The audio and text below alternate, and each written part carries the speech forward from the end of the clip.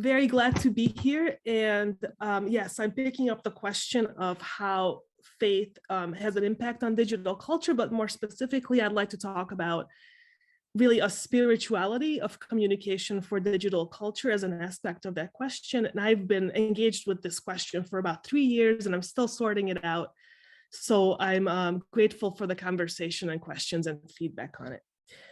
If you will Daniella, I think because you have a virtual background on, your Yep. side by side isn't working correctly because it appears every once in a while when you move. So I think you can't have the virtual background. Does this work if I do this? Do you see the bubbles?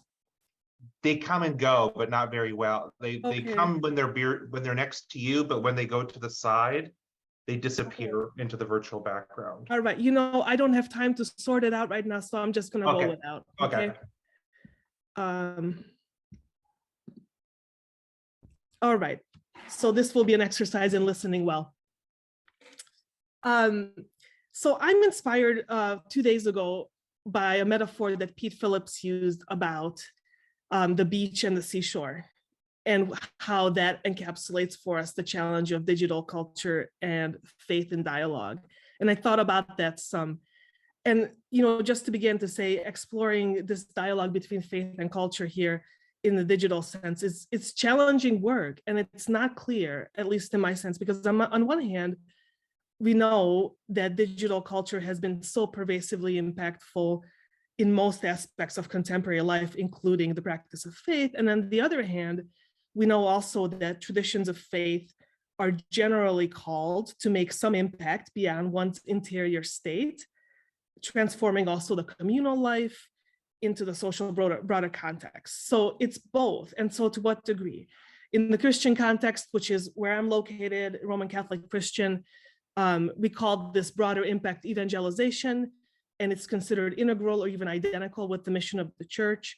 So short to say, digital culture and faith are meant to leave an impact on each other. But what is the proper metaphor for thinking about that? In what way can we best assess the potential for digital culture and faith to be in dialogue?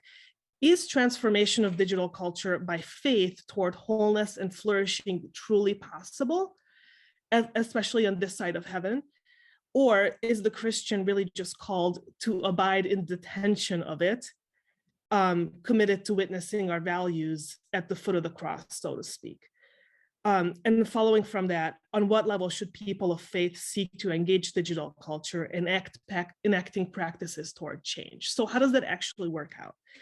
So I'd like to propose thinking about spirituality as a lens through which to think about these questions.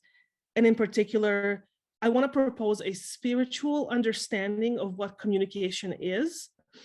And then out of that foundation, suggest that our communication practices and the way we carry these out, the how that Christian just spoke about, have great transformative potential for digital culture as a whole. So in other words, how we communicate and relate makes an enormous difference. And what gives good communication and relating well life, in my perspective, is a sound spirituality. So why spirituality? First of all, spirituality to me is the lens through which to address these challenging aspects of digital culture. There's a fundamental connection between spirituality, relationship, and communication, even without the digital. They're just de facto, they're connected.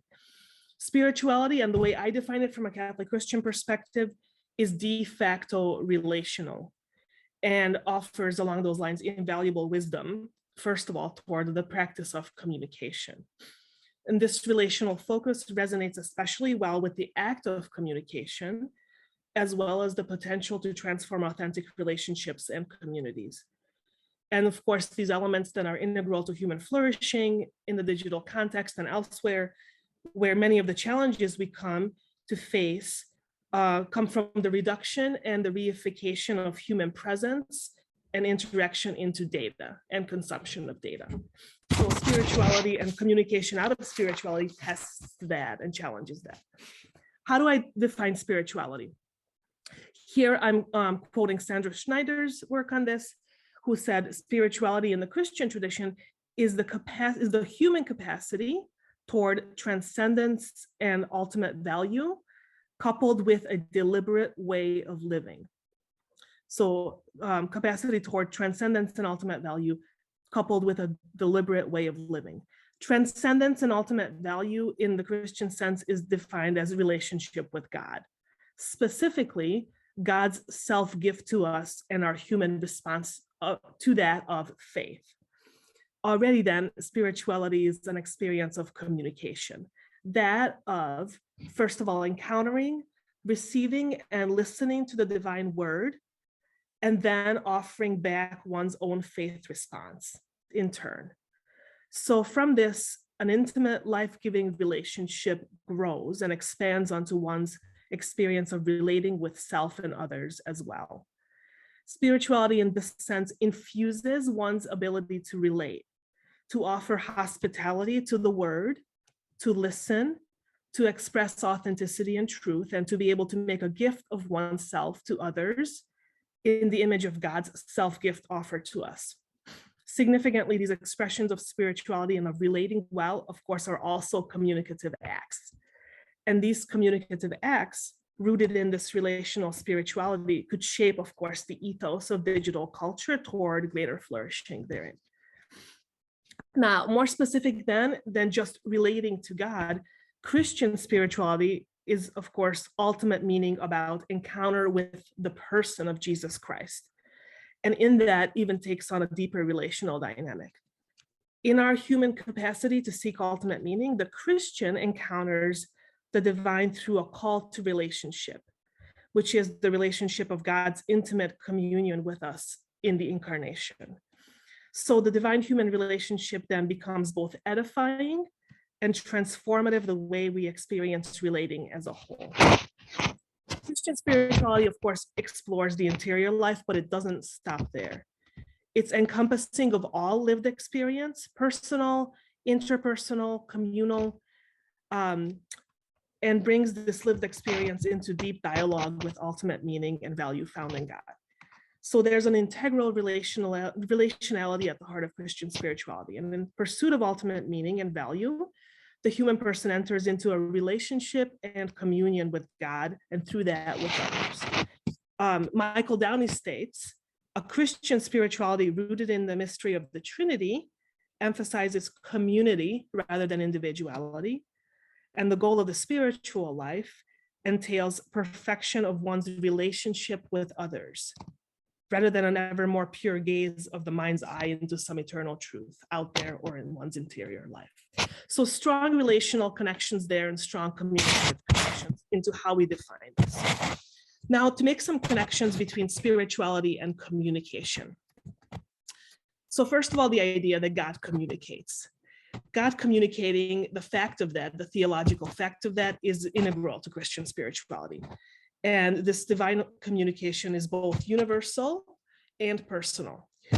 On the universal scale, divine communication is the fundamental theological thesis of what we understand as divine revelation. The idea that God communicates God's self to humankind. And God's communication is self-communication. So the Christian understanding of divine revelation is that it's a relational act of God, a gift of God's self to humankind, which also then, of course, generates content, or what we call in Catholic language, the deposit of faith, out of this, first of all, relational gesture. At the same time, God's self-communication is also personal. Divine revelation addresses the human person dialogically. It's an address, it's an engagement, it's intimate, and it invites forth a response from us. So the theological tradition calls the human person's unique response to divine revelation faith. That's how we define faith in some sense. So claiming and expressing faith, therefore, is another communicative act when seen through the dialogical lens of divine human communication in the context of revelation. So some strong connections there, again, to unpack more.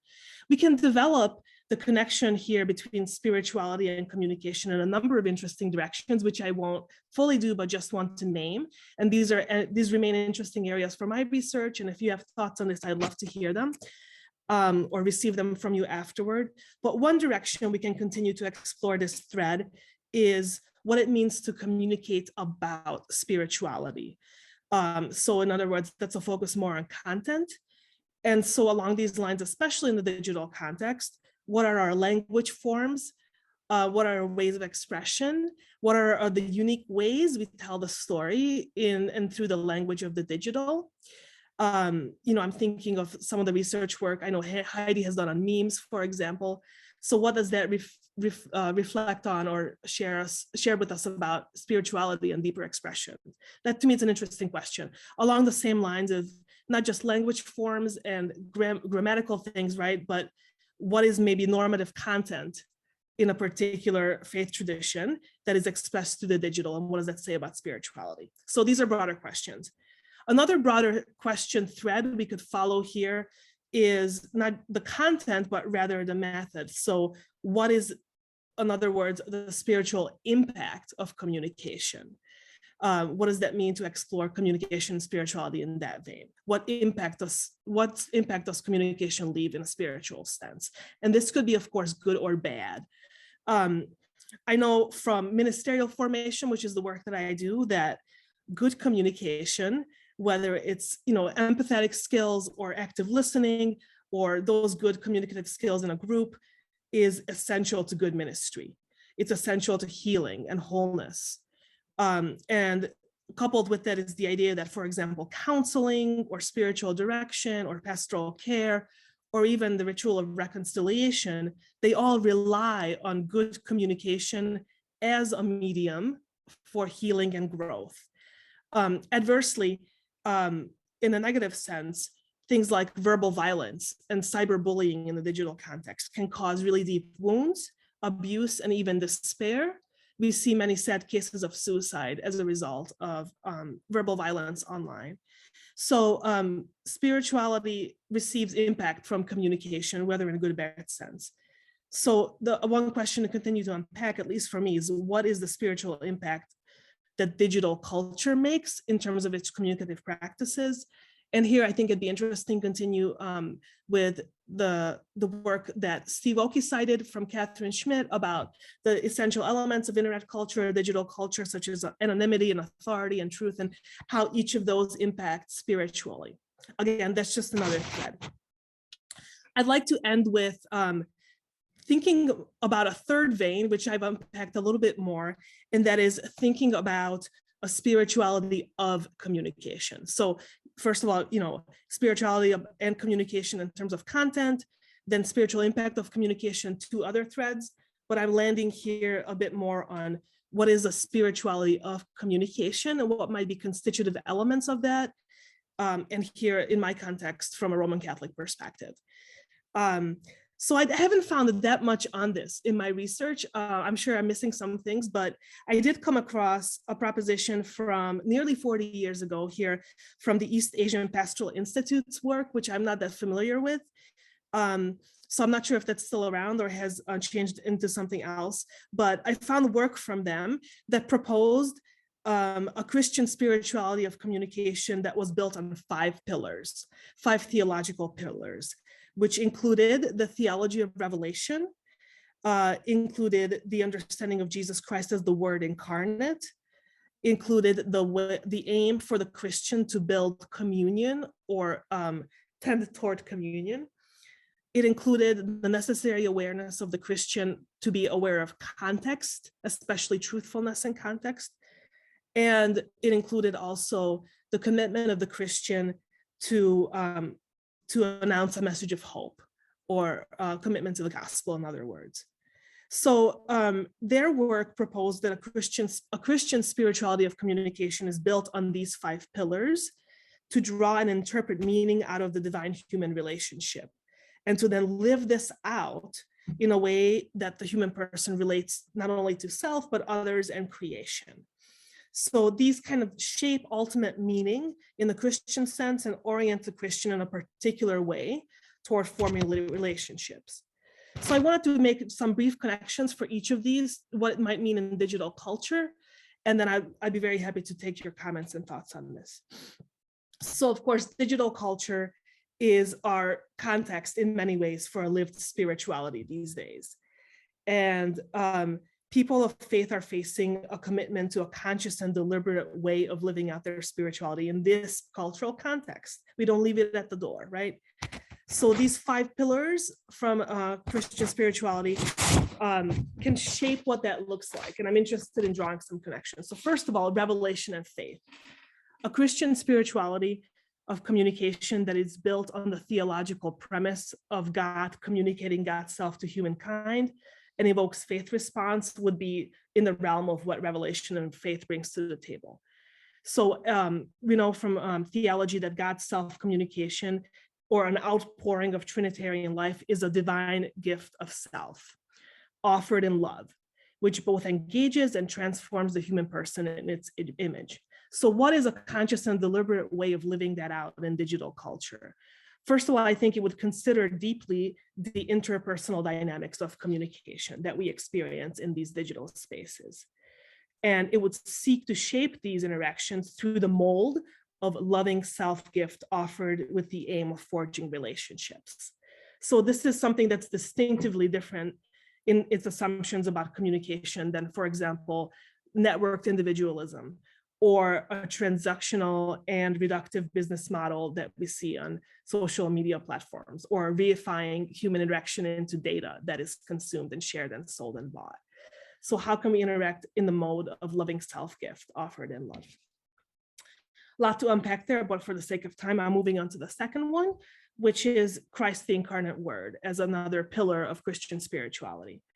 A Christian spirituality that reveres the incarnation of the word as the fullness of divine revelation, looks to Christ as the perfect communicator who both embodied and articulated the message of divine love for humankind, and did so in intimate and familiar ways in the mode of the hearer. That's how Christ came and intimately engaged with us. So what would be a conscious and deliberate way of living that out in digital culture? It would be, first of all, taking seriously the modality of the digital context and discerning the mode of the hearer therein. It is a gesture of accompaniment and presence and listening and treating with integrity the digital experience, all the while avoiding the temptation to reduce one's expressions of spirituality to just the mere sharing of content. Communion, a spirituality of communion aims to build around relationships, to edify communities and orient interpersonal relational dynamics toward communion. It takes seriously the theological connection between communication as a gift of self and love that both emerges from and draws back into eternal communion found in the Trinitarian life of Father, Son, and Spirit. So what is a conscious and deliberate way of living that out in digital culture? It's commitment to authentic encounter with others, resistance again to reifying the dynamic and complex presence of other people into just words and images on a screen to which we react. A commitment to communion is resisting reductive assumptions about others, embracing the practice of asking questions and respecting complexity and mystery in others as well. Context is related to incarnation and communion, of course, but also another distinctive aim of understanding context from a spiritual perspective is awareness of situational complexities and commitment to truth and authenticity. When we reduce or collapse context to, for example, widely shareable data that we kind of send out, it radically redefines the narrative of a story and can compromise truth or the original narrative of a particular content piece. Without context, we shift the story and therefore compromise maybe truthfulness and authenticity. So a conscious and deliberate way of living this out is resisting conclusions until a full picture emerges, fact-checking, not sharing false, incomplete, or misleading information in a digital context. Finally, announcing hope. A Christian spirituality of communication is committed to the good news. This means that although the Christian recognizes sorrow and brokenness and despair that pervades our human condition and shows up very much in digital contexts, the Christian remains committed to hope and possibility and life. Announcing hope is speaking in and through the context of brokenness with a message of healing and wholeness. A conscious and deliberate way of living this out in digital culture is through discerning whether and to what degree one's communication is ultimately edifying and life-giving to both self and others. Self-promotion, acts of narcissism, verbal violence, ad hominem attacks should give way here to shifting the tone toward encouragement, building community, building one another up. And this truly has the potential to shift the tone of, for example, vitriolic comment feeds. So briefly to conclude, I think when, again, thinking about the potential of faith and culture in a digital sense, that original question of how are these in relationships, for me, it's helpful to understand communication itself as a theological location. And this comes from the work of Matthias Schatter and Bernd Hilberath in their work on communicative theology, that our opportunities for communication are then in and of themselves theological opportunities. And so how we handle communicative acts, especially acts of conflict, reveal our theology, reveal our spirituality. So that's one premise I think is helpful to carry forward. And again, very much echoing the work Christian just did out of Kierkegaard, relating faithfully through communicative acts, and the how of that has great potential, I think, to continue to think about transforming culture or leaving an impact on digital culture toward greater human flourishing. Thank you for your attentiveness. Thank you for listening well without visuals, and I'm looking forward to thoughts and comments.